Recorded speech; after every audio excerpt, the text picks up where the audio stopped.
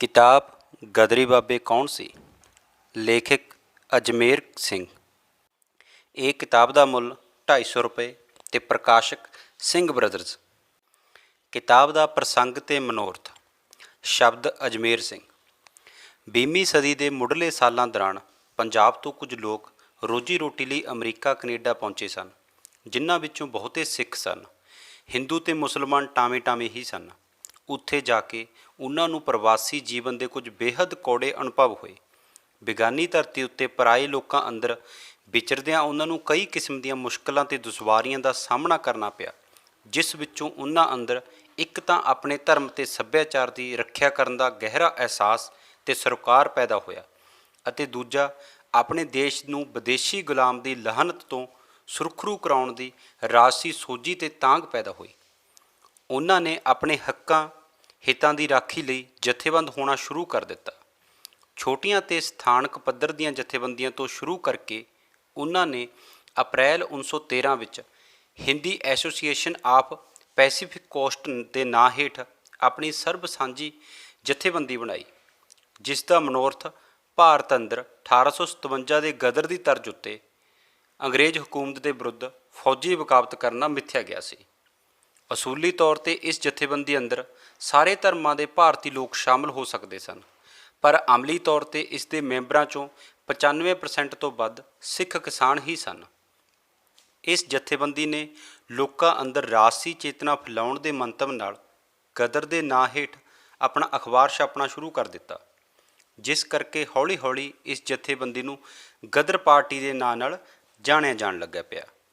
1914 ਵਿੱਚ ਜਦੋਂ ਪਹਿਲਾ ਮਹਾਯੁੱਧ ਛਿੜ ਪਿਆ ਤਾਂ ਗਦਰ ਪਾਰਟੀ ਨੇ ਜੰਗ ਵਿੱਚ ਫਸੀ ਅੰਗਰੇਜ਼ੀ ਹਕੂਮਤ ਦਾ ਤਖਤਾ ਪਲਟਾਉਣ ਦੇ ਇਰਾਦੇ ਨਾਲ ਦੇਸ਼ ਵੱਲ ਵਹੀਰਾਂ ਕੱਤ ਲਈਆਂ। 6 ਤੋਂ ਲੈ ਕੇ 8000 ਦੇ ਕਰੀਬ ਪੰਜਾਬੀ ਪ੍ਰਵਾਸੀ ਅਮਰੀਕਾ, ਕੈਨੇਡਾ ਅਤੇ ਹੋਰਨਾਂ ਥਾਵਾਂ, ਹਾਂਗਕਾਂਗ, ਸਿੰਗਾਪੁਰ, ਮਲਾਇਆ, ਬਰਮਾ, ਚੀਨ ਆਦਿ ਤੋਂ ਆਪਣੇ ਆਪਣੇ ਘਰ ਕਾਟ ਤੇ ਜਾਇਦਾਦਾਂ ਛੱਡ ਕੇ ਪੰਜਾਬ ਵੱਲ ਰਵਾਨਾ ਹੋ ਗਏ। ਇਹਨਾਂ 7-8 ਹਜ਼ਾਰ ਮਰਜੀਵੜਿਆਂ ਵਿੱਚੋਂ ਹਿੰਦੂ ਅਤੇ ਮੁਸਲਮਾਨ ਰਲ ਕੇ 50 ਤੋਂ ਵੱਧ ਨਹੀਂ ਸਨ। ਬਾਕੀ ਸਾਰੇ ਸਿੱਖ ਕਿਸਾਨ ਸਨ।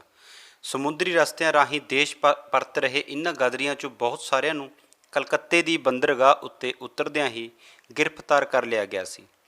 ਜਿਹੜੇ ਬਚ ਬਚਾ ਕੇ ਦੇਸ਼ ਅੰਦਰ ਦਾਖਲ ਹੋਣ ਵਿੱਚ ਸਫਲ ਹੋ ਗਏ, ਉਹਨਾਂ ਨੇ ਫਰਵਰੀ 1915 ਵਿੱਚ ਅੰਗਰੇਜ਼ੀ ਸਰਕਾਰ ਨੂੰ ਉਲਟਾਉਣ ਦੇ ਮੰਤਵ ਨਾਲ ਫੌਜਾਂ ਅੰਦਰ ਬਗਾਵਤ ਕਰਨ ਦਾ ਦਿਰੇਲਾਨਾ ਯਤਨ ਕੀਤਾ।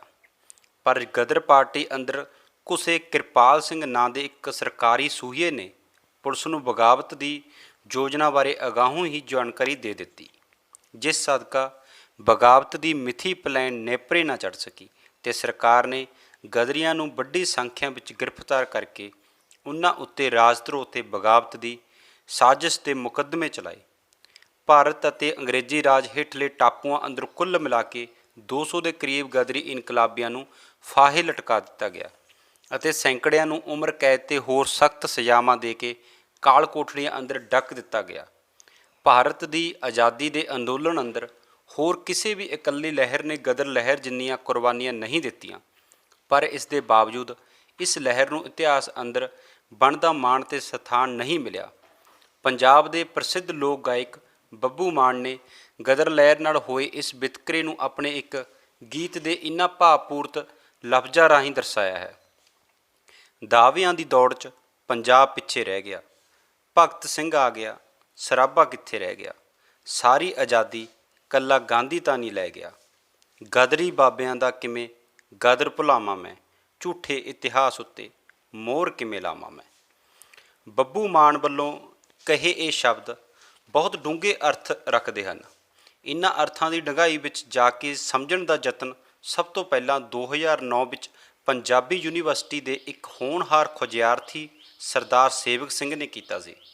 ਉਸਨੇ ਲੁਧਿਆਣਾ ਤੋਂ ਸਿੱਖ ਸ਼ਹਾਦਤ ਦੇ ਨਾਂ ਹੇਠ ਛਪਦੇ ਮਾਸਿਕ ਰਸਾਲੇ ਦੇ ਅਗਸਤ ਮਹੀਨੇ ਦੇ ਅੰਕ ਵਿੱਚ ਖੋਜ ਭਰਪੂਰ ਹੇਠ ਲੇਖ ਲਿਖਿਆ ਸੀ, ਜਿਸ ਵਿੱਚ ਗਦਰ ਲਹਿਰ ਦੇ ਪ੍ਰਮੁੱਖ ਇਤਿਹਾਸਕਾਰਾਂ ਤੇ ਨਾਮਵਰ ਖੱਬੇ ਪੱਖੀ ਵਿਦਵਾਨ ਡਾਕਟਰ ਹਰੀਸ਼ ਪੁਰੀ ਦੇ ਗਦਰ ਲਹਿਰ ਬਾਰੇ ਸਿਧਾਂਤਕ ਨਿਰਣਿਆਂ ਨੂੰ ਠੋਸ ਤੱਥਾਂ ਤੇ ਦਲੀਲਾਂ ਨਾਲ ਝੁਠਲਾਇਆ ਗਿਆ ਸੀ।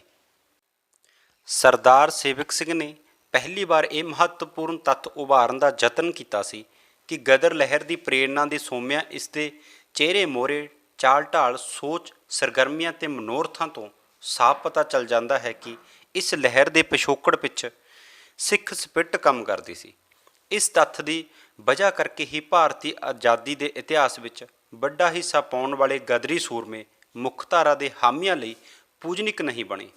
ਇਸ ਕਰਕੇ ਹੀ ਗਦਰ ਲਹਿਰ ਦੇ ਸ਼ਹੀਦਾਂ ਦੇ ਤਾਰਾ ਮੰਡਲ ਵਿੱਚ ਚੰਦ ਵਾਂਗ ਚਮਕਣ ਵਾਲੇ ਸ਼ਹੀਦ ਕਰਤਾਰ ਸਿੰਘ ਸਰਾਭਾ ਦੇ ਜੀਵਨ ਬਾਰੇ 100 ਸਾਲ ਅੰਦਰ ਇੱਕ ਚੱਜ ਦੀ ਕਿਤਾਬ ਨਹੀਂ ਲਿਖੀ ਗਈ।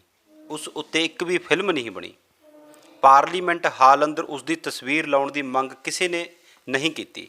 ਉਸ ਦੀ ਯਾਦ ਵਿੱਚ ਸਰਾਭੇ ਪਿੰਡ ਅੰਦਰ ਰਾਜ ਵਿਆਪੀ ਸ਼ਹੀਦੀ ਮੇਲਾ ਨਹੀਂ ਲੱਗਦਾ ਅਤੇ ਉੱਥੇ ਦੇਸ਼ ਦਾ ਕੋਈ ਵੀ ਲੀਡਰ ਗਦਰ ਲਹਿਰ ਦੇ ਸ਼ਹੀਦਾਂ ਨੂੰ ਸ਼ਰਧਾ ਦੇ ਫੁੱਲ ਭੇਂਟ ਕਰਨ ਲਈ ਨਹੀਂ ਪਹੁੰਚਦਾ। ਗਦਰ ਲਹਿਰ ਦੇ ਇਸ ਲਾਡਲੇ ਸ਼ਹੀਦ ਨੂੰ ਕੋਈ ਸ਼ਹੀਦ ਆਜ਼ਮ ਨਹੀਂ ਕਹਿੰਦਾ। ਗਦਰ ਲਹਿਰ ਤੇ ਇਸ ਦੇ ਸ਼ਹੀਦਾਂ ਦੀ ਇਸ ਬੇਕਦਰੀ ਨੂੰ ਦਹਾਕਿਆਂ ਤੱਕ ਕਿਸੇ ਨੇ ਗੰਭੀਰਤਾ ਨਾਲ ਨਹੀਂ ਲਿਆ। ਇਸੇ ਚੀਜ਼ ਨੂੰ, ਇਸੇ ਤੱਥਾਂ ਨੂੰ ਸਾਹਮਣੇ ਲਿਆਉਣ ਦੇ ਲਈ ਅਜਮੇਰ ਸਿੰਘ ਨੇ ਆਪਣੀ ਖੋਜ ਪੜਤਾਲ ਦੇ ਰਾਹੀਂ ਇੱਕ ਕਿਤਾਬ ਲਿਖੀ ਹੈ ਤੇ ਦੱਸਿਆ ਕਿ ਗਦਰੀ ਬਾਬੇ ਕੌਣ ਸਨ, ਉਹਨਾਂ ਦੀ ਇਹ ਆਜ਼ਾਦੀ ਦੀ ਸਪਿੱਟ ਕਿੱਥੋਂ ਆਈ, ਕਿਉਂਕਿ ਇਤਿਹਾਸ ਨੇ ਉਹਨਾਂ ਨੂੰ ਅਣਗੌਲਿਆਂ ਕਰ ਦਿੱਤਾ। ਖੱਬੀ ਪੱਖੀ ਲੋਕਾਂ ਨੇ ਉਹਨਾਂ ਦੇ ਇਸ ਸੋਚ ਨੂੰ ਬਾਹਰ ਆਉਣ ਹੀ ਨਹੀਂ ਦਿੱਤਾ ਗਿਆ ਤੇ ਜਿਸ ਕਰਕੇ ਅਜਮੇਰ ਸਿੰਘ ਦੀ ਇਹ ਕਿਤਾਬ ਬਹੁਤ ਮਹੱਤਵਪੂਰਨ ਤੱਥ ਪੇਸ਼ ਕਰਦੀ ਹੈ, ਜਿਸ ਤੋਂ ਅਸੀਂ ਇਹ ਜਾਣੂ ਹੁੰਦੇ ਹਾਂ ਕਿ ਗਦਰੀ ਬਾਬੇ ਕੌਣ ਸੀ।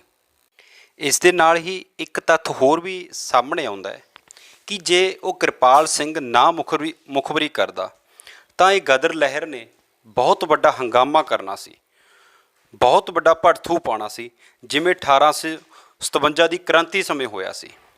ਤਾਂ ਹੀ ਬੱਬੂ ਮਾਨ ਨੇ ਲਿਖਿਆ, ਜਿੰਨੇ ਬਹਾਦਰ ਸੂਰਮੇ ਉਦੋਂ ਮੁਖਬਰ ਵੱਧ ਸਰਕਾਰੀ ਨੇ, ਮਰਨੋਂ ਮੂਲ ਨਾ ਡਰਦੇ ਜਿਹੜੇ ਅੱਤ ਦੇ ਸ਼ਿਕਾਰੀ ਨੇ, ਮਰਨੋਂ ਮੂਲ ਨਾ ਡਰਦੇ ਜਿਹੜੇ ਅੱਤ ਦੇ ਸ਼ਿਕਾਰੀ ਨੇ।